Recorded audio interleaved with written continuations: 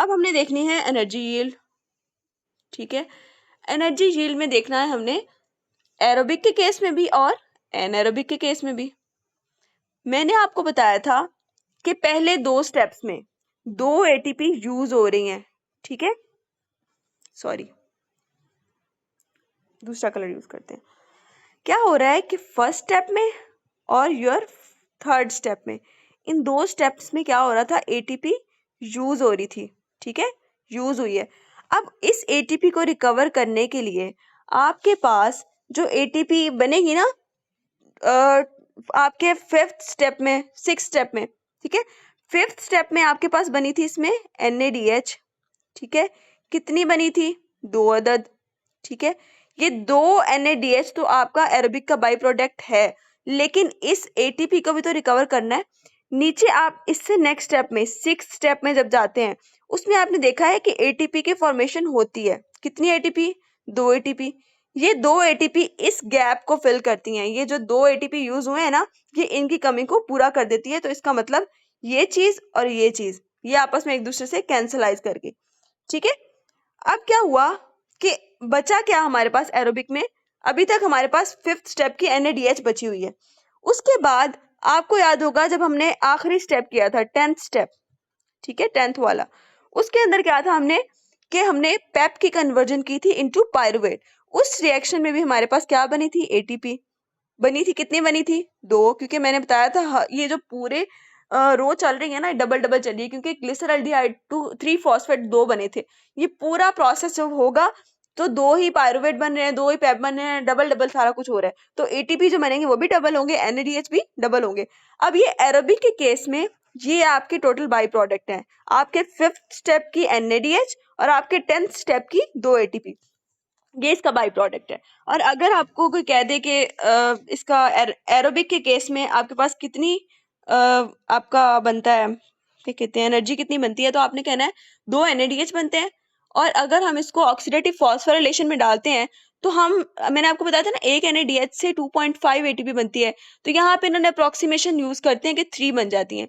तो अगर हम कंसीडर करें 2 NADH को तो अप्रोक्सीमेटली 6 ATP बनेंगे। ठीक है, और ये 2 एटीपी, तो टोटल कितने एटीपी बन सकते हैं इसमें, अप्रोक्सीमेटली 8 एटीपी बनते हैं in the case of aerobic glycolysis. ठीक हो गया। उसके बाद नेक्स्ट हमने जाना है एनारोबिक के केस में। एनारोबिक के केस में भी यही कहानी होनी है। आपके 5th स्टेप के ऊपर जो NADH बने हैं ना, ये NADH दोनों, ठीक है, वो 2 है ना, और आपके 10th स्टेप के ATPs हैं। ठीक है, कितने हैं, 2 हैं। अब यहाँ पे यही सिर्फ इसका एनर्जी प्रोडक्ट होगा, क्योंकि ये 2 NADH जो बने हुए हैं ना, ये आगे यूज हो जाएंगे for the conversion of pyruvate into lactate. ठीक है, इस रिएक्शन के अंदर आपके ये यूज हो जाएंगे। ये जो 5वें स्टेप में आपने NADH बनाए थे, ये पायरुवेट की कन्वर्जन इनटू लैक्टेट में यूज हो जाएंगे। अब इसका मतलब इसको तो हम निकाल दें। अब हमारा टोटल एनारोबिक का एनर्जी यील्ड कितनी बनती है, सिर्फ 2 ATPs। ठीक है, कितने, 2 ATPs इस केस में, in the case of anaerobic glycolysis. और एरोबिक ग्लाइकोलिसिस के केस में अगर हम NADH की कंसीडर करें कि वो एक NADH 3 ATPs बना रहा है, तो इसके अंदर 2 NADH से 6 ATPs प्लस 2 ATPs, तो इसका एनर्जी यील्ड कितनी हो गई, 8 ATPs। ठीक है, ये इसकी टोटल एनर्जी यील्ड होगी। और अगर हम इसको एक NADH से 2.5 भी ATPs कंसीडर कर लें, तो यहाँ 5 कर लेंगे तो ये तब भी 7 तक बनती है, जो कि इस 2 से बहुत ज्यादा है। ठीक है, ये वाली। ठीक हो गया, यहाँ पे हमने डिस्कस कर लिया एनर्जी यील्ड को। उसके बाद हमने देखनी है इसकी हार्मोनल रेगुलेशन। ठीक है, आज हमारा ये चैप्टर इंशाल्लाह कंप्लीट हो जाएगा। अच्छा, आपने पीछे 3 स्टेप्स पढ़े थे जो रेगुलेशन वाले थे। कौन सा था आपके ये रेगुलेशन वाले स्टेप्स, ये हम हार्मोनल रेगुलेशन पढ़ने लगे हैं ना। तो आपने 3 रेगुलेशन के स्टेप पढ़े थे। एक फर्स्ट वाला जिसमें ग्लूकोज को कन्वर्ट करे थे इनटू ग्लूकोज 6 फॉस्फेट। उसके बाद थर्ड स्टेप था जिसमें फ्रक्टोज 6 फॉस्फेट को 1,6 बिस फॉस्फेट में कन्वर्ट करे थे। और आपका 10th स्टेप जिसमें पेप को पायरुवेट में कन्वर्ट करे थे। आपने तीनों की जो रेगुलेशन पढ़ी थी ना, वो या तो कोवेलेंट रेगुलेशन पढ़ी थी या एलोस्टेरिक एक्टिवेशन इनहिबिशन, आपने देखा था एटीपी का इफेक्ट देख लिया, एएमपी का देख लिया, इस तरह के आपने रेगुलेशंस पढ़ी थी। लेकिन हार्मोनल रेगुलेशन, हार्मोन्स का क्या इफेक्ट पड़ता है वो अब हमने देखना है। जो हार्मोनल इफेक्ट होता है ना, हार्मोन्स का इफेक्ट, वो आपके पास लॉन्ग टर्म भी होता है, ठीक है, ज्यादा देर तक रहता है, और उसके अलावा कि ये वैसे भी ज्यादा होता है इफेक्ट, 10 to 20 फोल्ड कर देता है आपकी ग्लाइकोलिसिस के रेट को, ठीक है, अगर हार्मोन्स इफेक्ट करें तो। अब देखना है हार्मोन्स का इफेक्ट कैसे होता है। हार्मोन्स आपके कौन कौन से इफेक्ट करते हैं? आपका होता है, जो हार्मोन्स इफेक्ट करते हैं, इंसुलिन करता है, ठीक है, उसमें तो हमने कोवेलेंट रेगुलेशन और वो दूसरी रेगुलेशन पढ़ी थी ना, दूसरा ग्लूकागॉन होता है। सबसे पहले हम इंसुलिन की बात करेंगे। इंसुलिन क्या करता है कि जो है ना, जो आपके तीनों स्टेप्स के अंदर एंजाइम थे, पहला आपका ग्लूकोकाइनेज एंजाइम फर्स्ट स्टेप में, उसके बाद आपके तीसरे स्टेप में ये देखो ग्लूकोकाइनेज वाला एंजाइम, ठीक है, या फिर हेक्सोकाइनेज एंजाइम, उसके बाद दूसरा स्टेप में तीसरे स्टेप में आपका फॉस्फोफ्रक्टोकाइनेज 1 एंजाइम, तीसरा आपका 10th स्टेप वाला पायरुवेट काइनेज। अब इस इंसुलिन ने क्या करना है, इन सारे एंजाइम की ट्रांसक्रिप्शन जो होती है ना, जिस जीन ने इनको ट्रांसक्राइब करना है, उस जीन की जो है ना ट्रांसक्रिप्शन को इंक्रीज कर देता है। Gene transcription of these enzymes.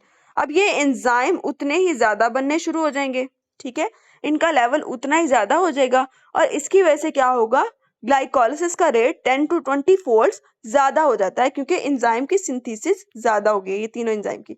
और अब इन तीनों एंजाइम की सिंथेसिस क्यों हो रही है? क्योंकि इनकी जीन ट्रांसक्रिप्शन ज्यादा कर दी है इंसुलिन ने। अब इंसुलिन ने इसकी जीन ट्रांसक्रिप्शन कैसे ज्यादा करनी है, अब वो देखना है हमने, ठीक है। अब मैं आपको बताने लगी हूँ, इंसुलिन ने ना, सॉरी, इंसुलिन ने क्या करना है कि ट्रांसक्रिप्शन फैक्टर्स बढ़ाने हैं। मैंने आपको बताया ना, ट्रांसक्रिप्शन जीन जो है ना वो ज्यादा करने हैं उस एंजाइम्स के लिए। अब वो ट्रांसक्रिप्शन कैसे ज्यादा करनी है, उसने ट्रांसक्रिप्शन फैक्टर बना के। कौन से ट्रांसक्रिप्शन फैक्टर हैं? दो आपके ट्रांसक्रिप्शन फैक्टर हैं। सबसे पहला ट्रांसक्रिप्शन फैक्टर है आपका sterol regulating element binding protein, ठीक है, इसको हम कहते हैं SREBP1C। एक ये ट्रांसक्रिप्शन फैक्टर आता है। दूसरा आपका आता है carbohydrate response element binding protein, ठीक है। ये दो आपके ट्रांसक्रिप्शन फैक्टर है जिन्होंने आगे क्या करना है, जीन ट्रांसक्रिप्शन जो थी ना आपकी, उनकी क्या कहते हैं, उन एंजाइम की जीन ट्रांसक्रिप्शन उनको ज्यादा कर देना है, और उन एंजाइम का लेवल बढ़ जाएगा। और यही दोनों ट्रांसक्रिप्शन फैक्टर हैं जो कि फैटी एसिड के जीन ट्रांसक्रिप्शन में भी इन्वॉल्व होते हैं, ठीक है, वो आपको फैटी एसिड सिंथेसिस वगैरह में पढ़ाऊंगी। अब उसके अलावा अगर उन्होंने कहा कि इनकी इसी तरह जैसे यहाँ पे इंक्रीज हो गई ना इनकी कंसंट्रेशन, उन्होंने कहा जीन एक्सप्रेशन, अगर यहाँ पे इंसुलिन की जगह ग्लूकागॉन की बात करें, इंसुलिन को हटा दो, तो ग्लूकागॉन क्या करेगा, इन तीनों जीन की ट्रांसक्रिप्शन को डिक्रीज कर देगा, आपके ग्लूकोकाइनेज की भी, आपका फॉस्फोफ्रक्टोकाइनेज 1 की भी, और आपका पायरुवेट काइनेज की भी, इनकी ट्रांसक्रिप्शन कम कर देगा। और क्या होगा कि उसके नतीजे में ग्लाइकोलिसिस का रेट भी कम हो जाएगा। ये किस कंडीशन में होगा? जब बंदा फास्टिंग की स्टेट में होगा, ठीक है। ये होगी हमारी हार्मोनल रेगुलेशन कंप्लीट। हमने इंसुलिन और ग्लूकागॉन का इफेक्ट देख लिया। अब हमने देखना है कि पायरुवेट जो एंड प्रोडक्ट बन गया है, उसने आगे किस किस तरह यूटिलाइज होना है, ठीक है। पायरुवेट की देखनी है हमने, पायरुवेट के फेट्स क्या क्या होने हैं, ठीक है। अच्छा,